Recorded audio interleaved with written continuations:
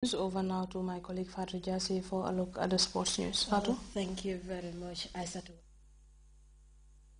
Have concluded a fact-finding mission to Banjul as they attempt to work out modalities to finalize groundwork in their search for a suitable venue for Senegal's next World Cup game against Angola. Senegal is serving a stadium ban after fans rioted at the country's main stadium.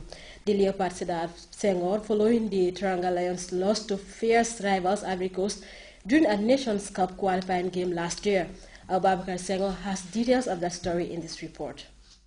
Senegal is exploring opportunities of playing its next football fixture in the Gambia.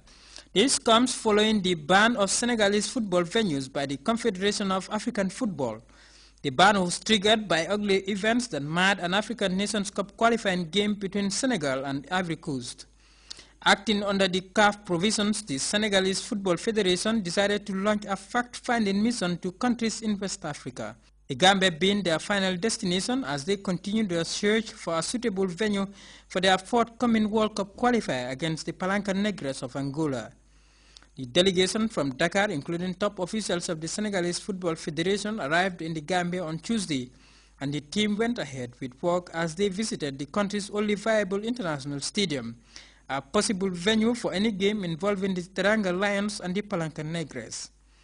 With the independent stadium under renovation, the visiting Senegalese officials, after meeting their Gambian counterparts, made little public comments about their impression of the facility. From the home of Gambian sports, the delegation also toured the Serekunda East Football Park. The park, as officials disclosed, will be used as a training ground for both teams. They, however, maintain that some renovations will be carried out to raise the standard of the facilities there. The Gambia has some fine accommodation facilities which come in handy in football events. Many of these high-tech facilities were visited by the officials, among them the luxurious Brufut Heights Sheraton Hotel and Caraba Beach Hotel. At the end of day one of the tour, officials spoke to the press about their preliminary assessment of the tour. Aliou Jekite Mbaye of the Senegalese Football Federation describes the hospitality accorded to him and his delegation by Gambians as one of quality. Mbaye commended the Gambian leader for the prevailing peaceful state of the country and the improved infrastructural development witnessed by the country during the past years. The Gambia and Senegal, he went on, are one people, adding that the bond that binds the two countries and people will be fostered forever. The Senegalese Football Federation top officials spoke of the hospitable nature of Gambians whilst counting on the support of the people in Senegal's attempt to register victory over the Angolans on Gambian soil. For his part, Marcel Mendy, the Acting Secretary General, Gambia Football Association Normalization Committee, assured the Senegalese officials that the GFA, with support from the Gambia government, will provide the needed support to the Senegalese Football Federation to ensure a peaceful staging of the game in the country.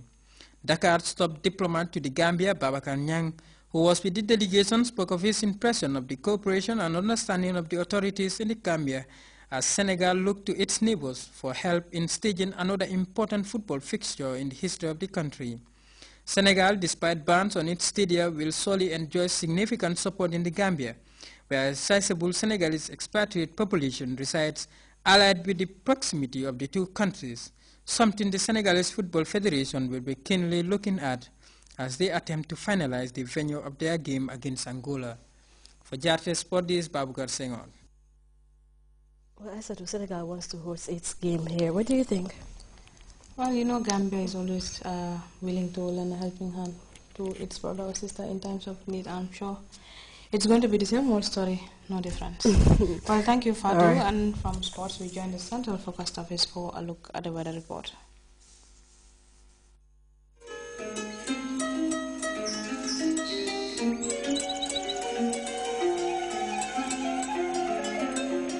The source assures us of a continuous flow, and from there, everything follows. And for those of us who know what the River Gambia stands for, understanding its sustainability in all aspects of life is easily confirmed. The River Gambia provides nutritious delicacies as food, while it provides its wildlife a balanced ecosystem. This river, as a sanctuary, is committed to its inhabitants' needs without season. And as you travel along, all these values are replicated in one company, Elton, just like the River Gambia, leads in its commitment to values that matter most. Elton, championing the vision for a new generation.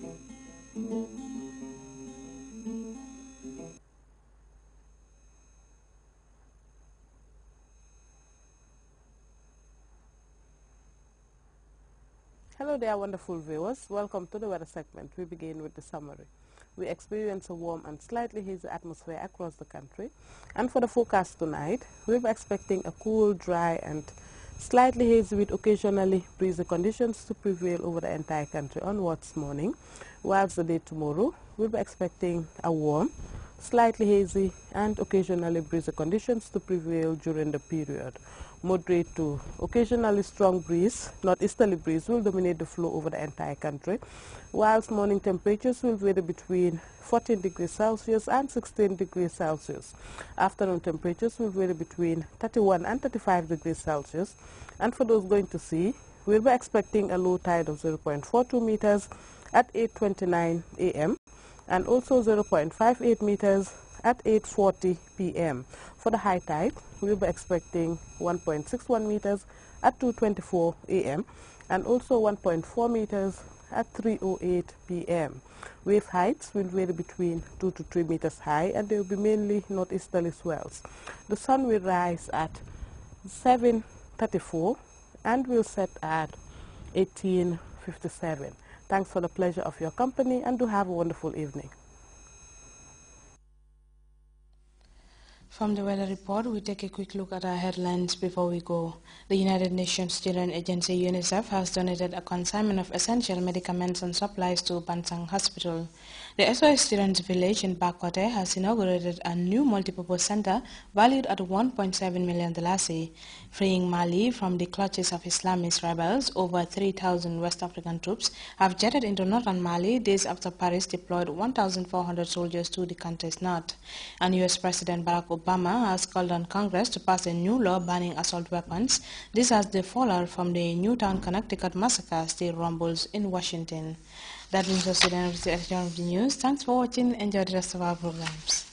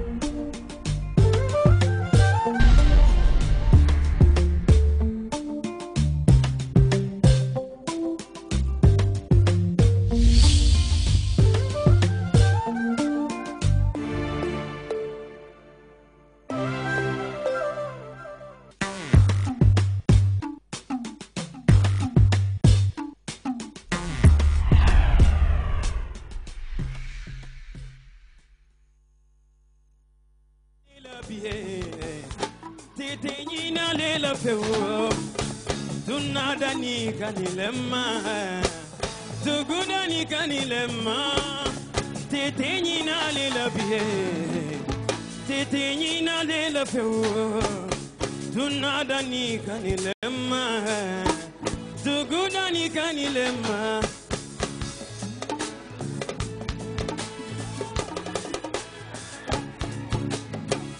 yo holal fi